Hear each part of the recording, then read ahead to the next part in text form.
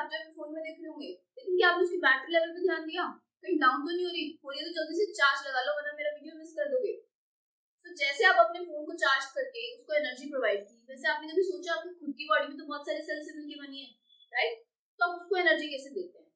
अक्सर आप अपने मम्मा को बोलते होंगे, मम्मा एनर्जी नहीं आ रही है, बहुत लो फील हो रहा है, तो मम्मा बोलते हैं कि बेटा खाना खा ले, एनर्जी आ जाएगी। तो उस खाने से वो एनर्जी आई कैसे आपको? आज की वीडियो में हम इसी प्रोसेस को जानेंगे बहुत ही आसान भाषा में। इसी के साथ engineer educator and welcome to my YouTube channel. अगर आप मेरा ये वीडियो पहली बार देख रहे हैं तो चैनल को सब्सक्राइब करना ना भूलिएगा, ऐसी ही आसान भाषा में चीजों को समझने के लिए। Let's get start. So basically इस प्रोसेस को बोला जाता है रेस्पिरेशन। रेस्पिरेशन का प्रोसेस क्या है? जब आप खाना खा रहे हो, उस खाने से आपको एनर्जी मिलती है। ये breakdown of food which provide us energy.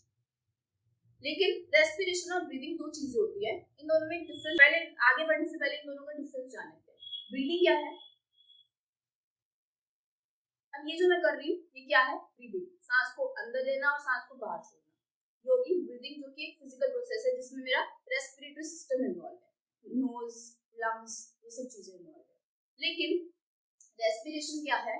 जो हमने खाना खाया, उस फूड से हमें एनर्जी मिलना, उस बायोकेमिकल प्रोसेस को रेस्पिरेशन बोला जाता है। और ये होता कहाँ है? ये होता है सेलुलर लेवल पे, मतलब कि हमारी बॉडी के जो अंदर सेल्स हैं उसके अंदर होता है। तो आई एम श्योर आपको ये डिफरेंस क्लियर हो गया होगा इजीली, राइट? तो अब देखते हैं रेस्पिरेशन का प्रोसेस डिटेल में, जो केमिकल रिएक्शन होते हैं उसके अंदर जिससे हमें एनर्जी मिलती है। लेट्स सी, ये पूरा प्रोसेस है रेस्पिरेशन का, ठीक है? सबसे पहले क्या होता है? First step is glucose. अब ये ग्लूकोज यहाँ आया कैसे? जो हमने खाना डाइजेस्ट किया था, न्यूट्रिशन वाले पार्ट में आपने अगर वो वीडियो देखा तो देख लेना, जो वहां से एसिमिलेट हुआ था फूड हमारे स्मॉल इंटेस्टाइन के अंदर और फिर सेल्स में चला गया था, ये ग्लूकोज वहां से आया, राइट? अब जब ये ग्लूकोज आ गया यहाँ, ग्लूकोज का ब्रेकडाउन होगा सेल्स के साइटोप्लाज्म के अंदर, इसमें कन्वर्ट हो जाएगा ये पाइरूवेट। पाइरूवेट भी केमिकल है।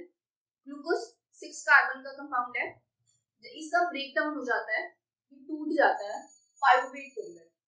अब ग्लूकोज 6 है, पाइरूवेट 3 कार्बन है, तो दो पाइरूवेट के मॉलिक्यूल्स बनते हैं। अब ये प्रोसेस कहाँ हो रहा है? ये प्रोसेस हर सेल के जिसको ग्लूकोज मिल गया है उसके साइटोप्लाज्म के अंदर हो रहा है। साइटोप्लाज्म इस प्रोसेस को बोला जाता है, इसको बोला जाता है ग्लाइकोलाइसिस, ठीक है? डिटेल में जाना, बस इतना याद रखो कि ग्लूकोज का ब्रेकडाउन हुआ साइटोप्लाज्म के अंदर और वो क्या बन गया? पाइरूवेट, जो कि 3 कार्बन कंपाउंड है। ग्लूकोज क्या था? 6 कार्बन कंपाउंड था। इस प्रोसेस को बोला जा रहा है ग्लाइकोलाइसिस। अब ये जो पाइरूवेट बन गया, अब इसके पास 3 ऑप्शंस मिले हैं, देखा? एक ब्रेकडाउन के बाद उसको 3 ऑप्शंस खुल गए उसके लिए, लेकिन उसमें भी उसको फिर कंडीशंस लगा दी, तो वो कंडीशंस को फॉलो करके ही वो अपनी डेस्टिनेशन में पहुंच सकता है। आइए देखते हैं वो क्या कंडीशंस है। ये पाइरूवेट बना है, वो अगर उसको ऑक्सीजन नहीं मिली तो किसमें कन्वर्ट हो जाएगा? इथेनॉल।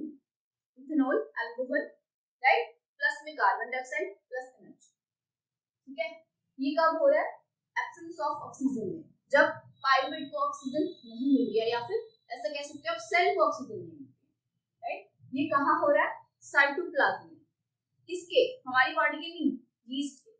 यीस्ट सेल के साइटोप्लाज्म के अंदर पाइरूवेट कन्वर्ट हो गया इथेनॉल में, क्योंकि उसको ऑक्सीजन नहीं मिल रही है, उसको एयर नहीं चाहिए। ऑक्सीजन का मतलब क्या हो गया? बेसिकली एयर नहीं है वहां पे। तो यीस्ट एक ऐसा ऑर्गेनिज्म हो गया जिसको ऑक्सीजन की जरूरत नहीं है, वो एनारोबिक है, ठीक है? तो इथेनॉल क्या है? इथेनॉल एक 2 कार्बन कंपाउंड है। पाइरूवेट कैसा था? 3 कार्बन, इथेनॉल 2 कार्बन, तो एक और कार्बन कहाँ गया? वो यहाँ आ गया in form of CO2, okay? अब इस पूरे प्रोसेस को क्या बोला जा रहा है? Fermentation, yeast fermentation, to be more precise. ये था ग्लाइकोलाइसिस, ये हो गया फर्मेंटेशन। अगर पाइरूवेट को या सेल को ऑक्सीजन नहीं मिलता, अगर सेल को ऑक्सीजन की जरूरत नहीं है, तो वो इथेनॉल में कन्वर्ट हो जाएगा, ठीक है? तो ये तो हो गया एब्सेंस ऑफ ऑक्सीजन में। अब अगर ऑक्सीजन की प्रेजेंस होती है तो पाइरूवेट कहाँ जाएगा? अब ऑक्सीजन अगर उसको मिल जाता है पूरा जितना चाहिए था, तो पाइरूवेट किसमें कन्वर्ट हो जाएगा? Carbon dioxide plus water plus energy, ठीक? पाइरूवेट कन्वर्ट हो गया carbon dioxide, water, energy. Pyruvate के 2 मॉलिक्यूल थे, पाइरूवेट 3 कार्बन है, टोटल 6, 2 into 3 6। ऐसे ही तो फिर कार्बन डाइऑक्साइड कितने बनेंगे? 6 एग्जैक्टली। तो पाइरूवेट किसमें कन्वर्ट हो गया? Carbon dioxide, water plus energy. कहाँ पे हो रहा है ये प्रोसेस? ये प्रोसेस हो रहा है माइटोकॉन्ड्रिया के अंदर। हमारी बॉडी के जो सेल्स हैं उनके अंदर होता है माइटोकॉन्ड्रिया। माइटोकॉन्ड्रिया के अंदर हुआ वाला प्रोसेस, जिसमें पायरुवेट कन्वर्ट हो गया कार्बन डाइऑक्साइड में, और इस प्रोसेस को बोला जा रहा है क्रेब्स साइकिल। तो हमारी बॉडी के सेल्स ऊपर तो हमने पढ़ ली ईस्ट में होगा जो कि पहले उसके साइटोप्लाज्म में ग्लूकोज से पायरुवेट बना, फिर पायरुवेट से इथेनॉल और कार्बन डाइऑक्साइड और एनर्जी। ठीक, ये सारा प्रोसेस उसकी साइटोप्लाज्म में हुआ। लेकिन हमारी बॉडी में क्या हो रहा है? हमारी बॉडी में हो रहा है कि पहले तो साइटोप्लाज्म के अंदर ग्लूकोज से पायरुवेट बन गया, अब ये पायरुवेट माइटोकॉन्ड्रिया में जाएगा, माइटोकॉन्ड्रिया में वो कार्बन डाइऑक्साइड, वाटर और एनर्जी रिलीज करेगा। इस प्रोसेस को बोलते हैं क्रेब्स साइकिल, इसे बोलते हैं ग्लाइकोलाइसिस, इसे बोलते हैं फर्मेंटेशन। ठीक है, ये हुआ एब्सेंस ऑफ ऑक्सीजन में, जब ऑक्सीजन बिल्कुल नहीं थी, माइनस बिल्कुल कुछ नहीं था, एयर नहीं थी, और ये हुआ फुल प्रेजेंस ऑफ ऑक्सीजन में। लेकिन आप एक बात बताओ, आपने क्रैम्प्स तो महसूस किए होंगे अपनी बॉडी में, जब आप बहुत ज्यादा तेज भाग लेते हैं, बहुत देर तक भागते हैं, एक्सरसाइज करते हैं, तो वो क्रैम्प्स किस वजह से आते हैं आपकी बॉडी में? वो आते हैं एक केमिकल की वजह से, जिसे बोला जाता है लैक्टिक एसिड। जब आपके मसल सेल्स के अंदर लैक्टिक एसिड इकट्ठा होने लगता है, एक्यूमुलेट होने लगता है, तो वो क्या, तो उससे क्या होता है? उससे क्रैम्प्स आते हैं आपकी बॉडी। आप बहुत देर तक भाग रहे हो या बहुत देर तक भाग लिए उसके बाद फील हो रहा है, या भागते भागते फील हो रहा है, एकदम से दर्द। तो इसमें क्या हो रहा है? एक्चुअली पायरुवेट जो बना था उसको सेल्स को क्या मिला है? कंप्लीट ऑक्सीजन नहीं मिल रहा, कंप्लीट रेस्पिरेशन वाला प्रोसेस नहीं हो पा रहा, लैक ऑफ ऑक्सीजन है। ऑक्सीजन जितना चाहिए था, बहुत देर से भाग रहे हैं तो ऑक्सीजन जितना चाहिए था बॉडी को उतना नहीं मिल रहा है, तो क्या हुआ? ऑक्सीजन की कमी हो गई, लैक ऑफ ऑक्सीजन हो गया। अब वो लैक ऑफ ऑक्सीजन क्या करेगा? पायरुवेट को कन्वर्ट करेगा एक नए सब्सटेंस में, नए केमिकल में, जिसे बोला जा रहा है लैक्टिक एसिड, जो कि 3 कार्बन कंपाउंड है। पायरुवेट भी 3 कार्बन था, लैक्टिक एसिड भी 3 कार्बन है, तो कोई एक्स्ट्रा कार्बन डाइऑक्साइड वगैरह कुछ नहीं मिलेगा, सीधा लैक्टिक एसिड एंड एनर्जी होगा। ठीक है, तो ये प्रोसेस कहाँ हुआ? आपके मसल सेल्स में। अब ये जो प्रोसेस है ग्लूकोज से पायरुवेट, पायरुवेट से लैक्टिक एसिड एंड एनर्जी, ये क्या सिर्फ हमारी बॉडी में हो रहा है? हमारे बॉडी के मसल सेल्स में हो रहा है? नहीं, ये बाकी एनिमल्स में, लायन, चीता, डियर, ठीक है, इन सभी में होता है। सोचो जंगल में क्या हो रहा है? चीता भाग रहा है डियर के पीछे, बहुत देर से भाग रहा है, लेकिन उतने में क्या हुआ? डियर के लेग्स में क्रैम्प्स आ गए, उससे आगे और नहीं भागा जा रहा, तो चीता को तो भाई खाना मिल गया, डियर का काम हो गया। ठीक है, तो अब हमने पूरा प्रोसेस देख लिया कि ग्लूकोज से कैसे पायरुवेट बन रहा है, पायरुवेट से कैसे आगे 3 चीजें बन सकती हैं। अगर आप चाहते हो तो आप इनकी केमिकल फॉर्मूला भी नोट कर सकते हो, मैंने यहाँ लिखे हुए हैं। इथेनॉल होता है C2H5OH, जो बेसिकली आपको यही याद करना होता है, और एक होता है ग्लूकोज C6H12O6। इसके अलावा लैक्टिक एसिड का ये फॉर्मूला है, पायरुवेट का ये फॉर्मूला है, आप चाहते हो तो आप नोट कर सकते हो। एक चीज और, जो एनर्जी की बात कर रहे हैं हम, ये जो एनर्जी है, ये एनर्जी किस फॉर्म में है? ये एनर्जी है ATP की फॉर्म में। ATP क्या होता है? ये एडिनोसिन ट्राइफॉस्फेट। ट्राई से क्या समझते हैं आप? लगा लो तुक्का थोड़ा सा। तो try means 3, ATP is adenosine triphosphate, इसका फुल फॉर्म भी बहुत बार पूछ लेते हैं। ठीक है, जो एनर्जी थी सारी ये वाली, ये क्या थी? ATP ही थी। जो सेल एनर्जी बना रहा है वो ATP की फॉर्म में स्टोर करते हैं। ATP बना कैसे है? ADP। अब ये तो आप इजीली गेस कर सकते हैं ADP क्या होगा फुल फॉर्म? Adenosine diphosphate. कौन सा फॉस्फेट? डाइफॉस्फेट। डाई मतलब 2, इसमें 2 फॉस्फेट ग्रुप होंगे एडिनोसिन के साथ। अब उसमें एक फॉस्फेट अगर मैंने और जोड़ दिया, इनऑर्गेनिक फॉस्फेट, तो वो क्या बन जाएगा? ATP triphosphate. डाइफॉस्फेट था, 2 फॉस्फेट थे, इसमें एक फॉस्फेट और जोड़ दिया, क्या बन गया? ATP triphosphate. और ये क्या है? बॉडी के सेल्स में स्टोर होता है after respiration in the form of energy. ये हमारी बॉडी की एनर्जी करेंसी है। हमें जो एनर्जी मिलती है उस ATP से मिलती है। जैसे आपको पैसे उस करेंसी से मिलते हैं, ऐसी एनर्जी हमें इस करेंसी से मिलती है। एनर्जी करेंसी ऑफिशियल कहते हैं इसे। ठीक है, तो हमने ये पूरा प्रोसेस जान लिया। एक फटाफट से चलो एक रिकैप करते हैं, आप पिछला भूल रहे हो। ब्रीदिंग में हम क्या कर रहे थे? ब्रीदिंग में सांस अंदर लेते हैं, सांस बाहर छोड़ते हैं। जब अंदर ले रहे हैं तो उसमें ऑक्सीजन अंदर ले रहे हैं और कार्बन डाइऑक्साइड फिर बाहर छोड़ रहे हैं। ठीक है, जो कि एक फिजिकल प्रोसेस था, इसमें रेस्पिरेटरी सिस्टम इन्वॉल्व होता है। वैसे ही रेस्पिरेशन क्या था? रेस्पिरेशन एक बायोकेमिकल प्रोसेस था, जिसमें फूड का ब्रेक डाउन करके उससे हम एनर्जी लेते हैं, और एनर्जी किस फॉर्म में स्टोर होती है बॉडी में? ATP की फॉर्म में।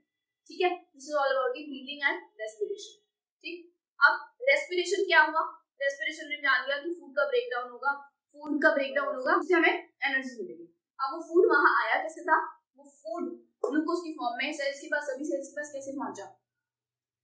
वो ऐसे पहुंचा जब न्यूट्रिशन में क्या हुआ, डाइजेशन हुआ, एसिमिलेटेड फूड आया एसिमिलेशन प्रोसेस में, कहाँ, स्मॉल इंटेस्टाइन से सभी सेल्स के पास पहुंच गया, तो ग्लूकोज पहुंच गया सभी सेल्स के पास। ग्लूकोज क्या है, 6 कार्बन का कंपाउंड, जिसका फॉर्मूला ये है। अब ग्लूकोज किस में कन्वर्ट हो जाएगा, पाइरुवेट, इस प्रोसेस के थ्रू ग्लाइकोलिसिस, कहाँ पे, सेल्स के साइटोप्लाज्म के अंदर।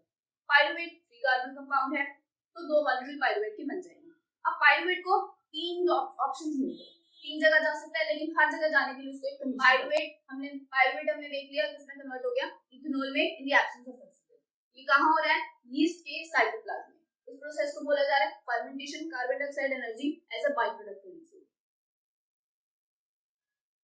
तो यीस्ट के अंदर ब्रीदिंग नहीं है, ठीक है।